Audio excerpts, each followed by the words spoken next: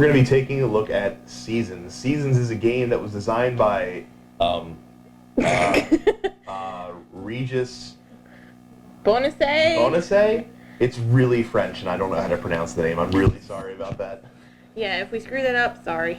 So, we try our best. But Seasons is an interesting game because it's got a lot of color in it. It's a really bright, colorful game.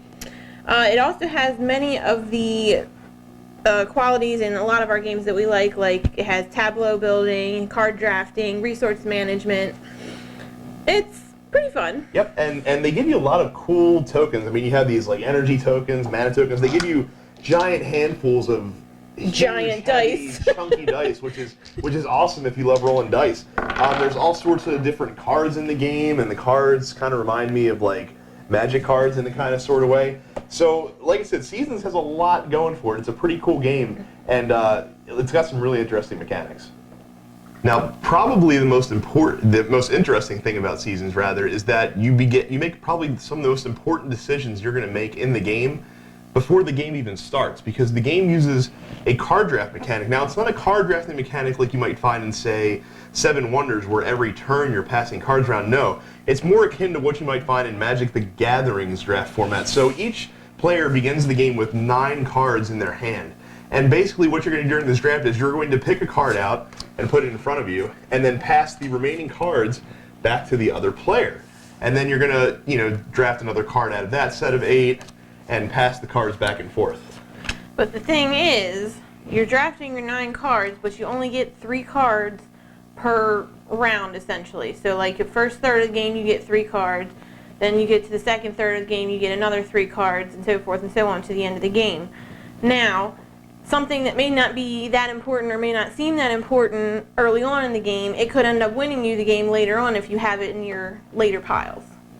So at the beginning of each turn in Seasons, one of the players is going to take the dice for a particular color, and it depends on what season you're in at the time. You always start the game in winter, which are the blue dice, and one player is going to roll all of them and on the board. And then in turn order, each player is going to select one die that they take to take the actions that are on the die. So each die does a little bit different stuff. Let's take a look at these right now.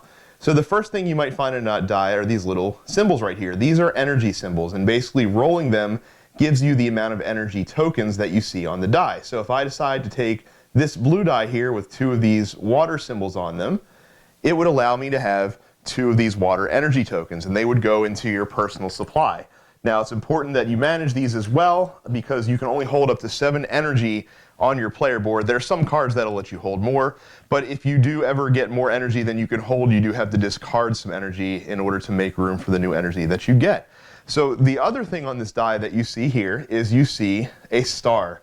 So the star represents your summoning gauge, and your summoning gauge is this track that goes from 0 to 15 on your player board that shows how many spells you can summon. So basically, each spell has an energy cost on it that you can see printed in the center of the card. This is what the energy tokens that you need to spend in order to cast it.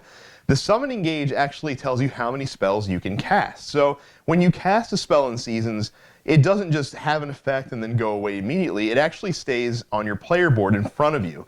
And how high your summoning gauge is determines how many spells you're allowed to have that in front of you. So you start at 0, but getting these little star symbols on the dice here will let you increase your summoning gauge by 1. So as long as your summoning gauge is up far enough, it'll let you cast spells out of your hand. You actually can't do that until you start spending some summoning gauge points. Some of the other things you might find on the die, you might see a number on the die.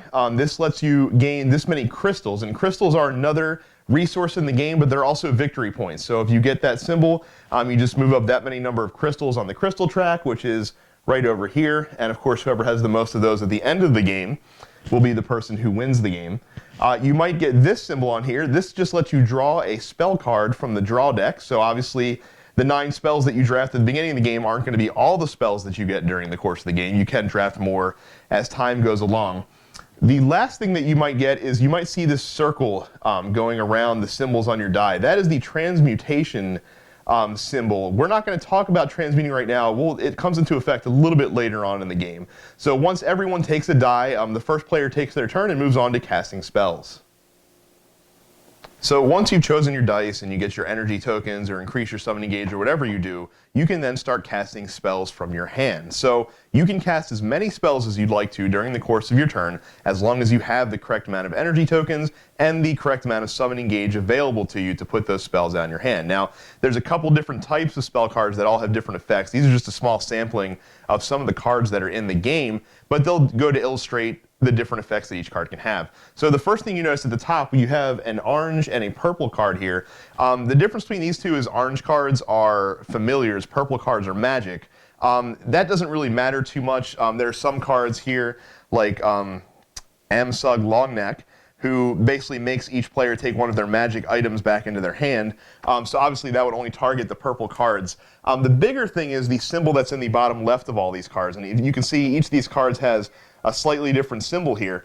As we just picked up here, this Amsug Longneck card has a downward pointing arrow, which means that when you play this card out of your hand, it has an effect right away. So basically, once you pay the energy cost, put it down on the table, each player takes one of their magic items back in their hand, happens instantly, and then that's it. That card just sits on your board the rest of the game. Now, this number in the corner here, this 8, this is how many victory points or how many crystals this card will be worth at the end of the game. So even though it does take up a spot in your tableau for the rest of the game, it will get you a benefit later on.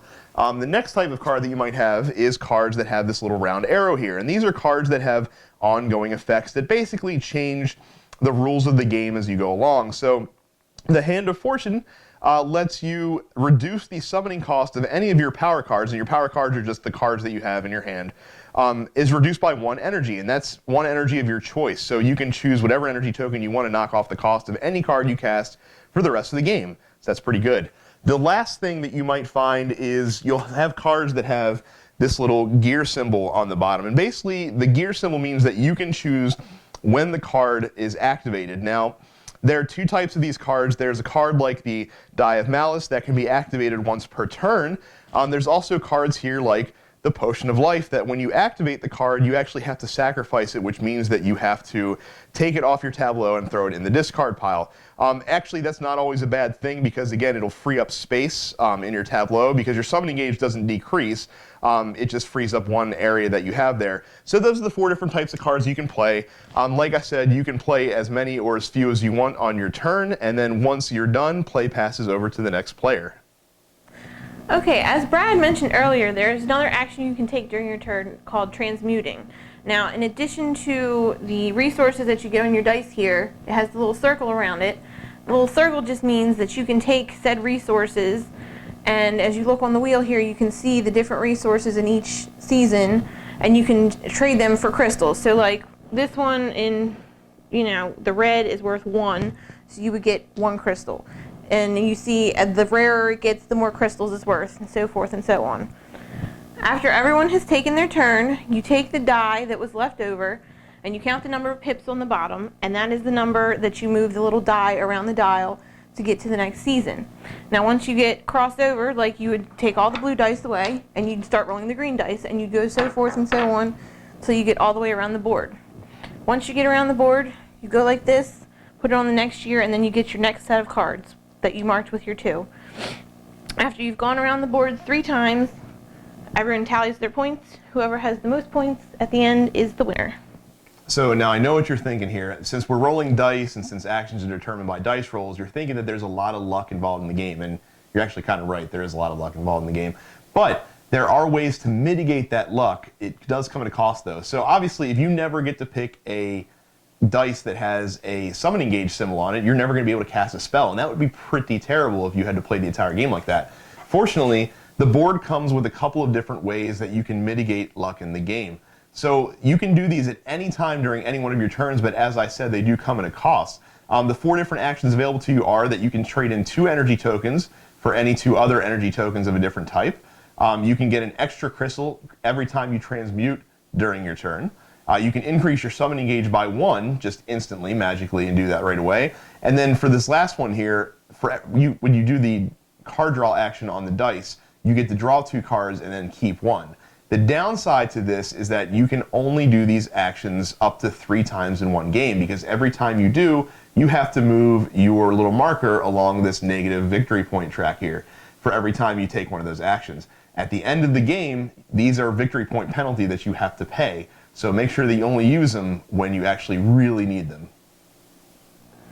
Seasons is a game where it's really clear that a lot of care was put into its design. The game is actually designed really well. A lot of cool mechanics. I love the drafting mechanic. Now that can actually make the game a little bit harder to learn for new players. But once, because you need to learn what all the cards can do to know what cards are best to take.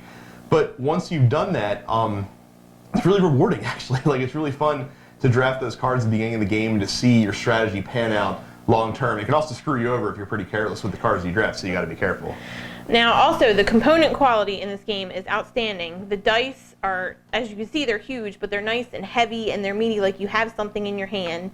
All the cards are really nice card stock. The little cardboard pieces, everything is just fantastic. So, if you've been watching the review so far, you probably say, wow, Brad and Emily really like Seasons. And we did like the concept of Seasons, but the problem with Seasons is there's one thing, and it's a major thing, that keeps the game from being something that we would recommend in a heartbeat to something that you should actually probably think about whether or not you want to go buy this game. It is very dull as you are playing it. It's really dull.